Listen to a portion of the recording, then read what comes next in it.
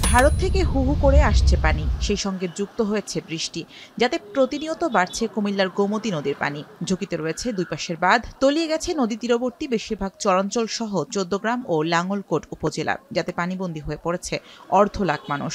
অনেকেই বাধ্য হয়ে আশ্রয় নিয়েছে বেড়িবাঁধে। প্লাবিত হয়েছে ফসলি জমি, তৈরি হয়েছে সুপেয় পানির সংকট। এছাড়া বিচ্ছিন্ন হয়ে পড়েছে আঞ্চলিক সড়ক যোগাযোগ।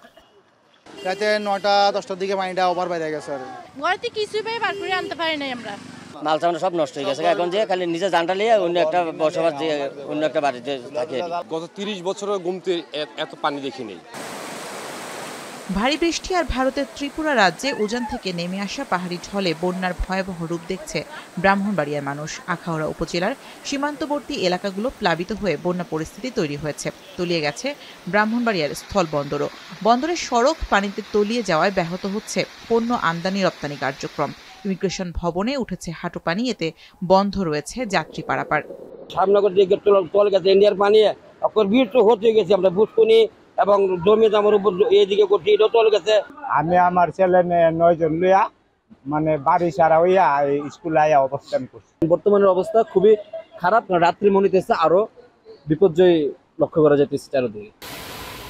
গত কয়েকদিনের টানা বৃষ্টিতে প্লাবিত হয়েছে গোটা নোয়াখালী অঞ্চল। ৮ দিন ধরে পানিতে ডুবে আছে নোয়াখালী সদর, কবিরহাট, কোম্পানিগঞ্জ, বেগমগঞ্জ, সেনবাগ, সিনাইমুড়ি, চাটখিল, সুবর্ণচর ও হাতিয়ার বেশিরভাগ নিম্নাঞ্চল। তবে মেঘনা নদীর পানি বৃদ্ধি অব্যাহত থাকায় পরিস্থিতি ভয়াবহ আকার ধারণ করেছে। এরই মধ্যে পানিবন্দী হয়ে পড়েছে অন্তত ২০ লাখ মানুষ। প্লাবিত সড়ক ও ঘরবাড়ি, রান্নাও করতে পারছেন না স্থানীয়রা। বন্ধ রয়েছে সব শিক্ষা প্রতিষ্ঠান, ৫০টি আশ্রয় কেন্দ্রে উঠেছেন দুর্গতরা। বৈরী আবহাওয়ার কারণে হাতিয়া উপজেলার সঙ্গে বন্ধ রয়েছে সারা দেশের নৌ চলাচল। পানিতে চলাচল করতে অনেকগুলো সমস্যা হচ্ছে। আমাদের পা পর্যন্ত চুলকাইতেছে, বেশ মারাত্মক সমস্যা হইতেছে। আমরা চলাফেরা করতে পারছি না, কোর্ট আদালতে যেতে পারতেছি না। বিপর্যস্ত খাগড়াছড়ি নিম্নাঞ্চল। গত ২ মাসে তৃতীয়বারের মতো বন্যার কবলে পড়েছে খাগড়াছড়ি, দীঘিনালা ও পানছড়ি উপজেলার মানুষ। পানিবন্দী ১৫টি গ্রামের ১০,০০০ মানুষ। চেঙ্গি নদীর প্রবল স্রোতে তলিয়ে গেছে সিঙ্কিনালা কাপ্তাইপাড়ার সড়ক। দীঘিনালা, বাঘাইহাট, সাজেকে বেশ কিছু সড়ক তলিয়ে যাওয়ায় সাজেকের সঙ্গে বিচ্ছিন্ন রয়েছে যোগাযোগ। এতে আটকে পড়েছেন প্রায় ২৫০ পর্যটক।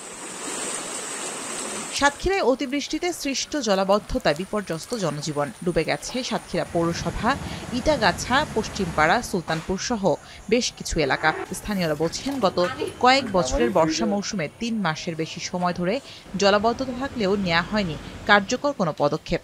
বেশ কয়েক বছর ধরে এইভাবে চলতেছে। আর এই পানি প্রত্যেক বছর বৃষ্টি শুরু হইলে আমাদের এখানে পানি জমে থাকে। আর জনগণও আসতে গেলে তাদেরও ভোগান্তির সম্মুখীন হতে হচ্ছে। অনেকবার বলেছি, কারা এসে দেখি শুনে যায়, কিন্তু প্রধানত কোনো কাজ করে না।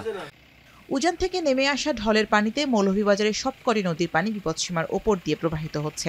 এরই মধ্যে মনু নদীর একটি স্থান এবং ধলাই নদীর ৬টি স্থানে বেড়িবাঁধ ভেঙে তলিয়ে গেছে শতাধিক গ্রাম। নষ্ট হয়েছে ফসল, ভেসে গেছে মাছ।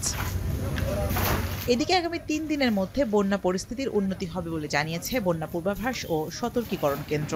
২৪ ঘন্টা পরবর্তী সময়ে দেশের দক্ষিণ পূর্বাঞ্চল এবং উত্তর পূর্বাঞ্চল এবং তৎসংলগ্ন ত্রিপুরা অঞ্চলে ভারী বৃষ্টির প্রবণতা আরও কিছুটা স্তীমিত হয়ে আসতে পারে এবং এর ফলে ২৪ ঘন্টা পরবর্তী সময়ে বন্যা পরিস্থিতির কিছুটা উন্নতি হওয়ার সম্ভাবনা রয়েছে এবং ক্রমান্বয়ে নদ নদীর পানিও কমে আসতে পারে আশা করা যাচ্ছে। মৌলভীবাজার, হবিগঞ্জ, ফেনী ও চট্টগ্রাম জেলার ৭টি নদীর পানি বিপদসীমার ওপর দিয়ে বইছে বলে জানিয়েছে বন্যা পূর্বাভাস ও সতর্কীকরণ কেন্দ্র। শামীমা রহমান শাম্মী, এখন। ২৫০টিরও বেশি ডিজাইন অপশন নিয়ে ওয়ালটন স্মার্ট ফ্রিজ, বোঝে আপনার প্রয়োজন।